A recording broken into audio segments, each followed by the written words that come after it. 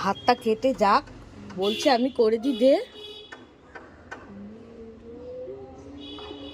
সব কিছু তো ভয় থাকে তোমার। ও মা, আমার সব কিছুতে ভয় থাকবে না?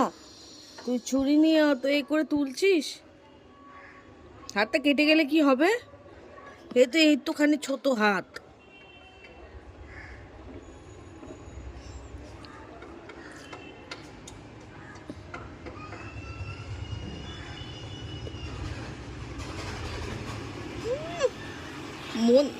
মন দিয়ে যদি পড়াশোনাটা করতিস এত ভালো হতো।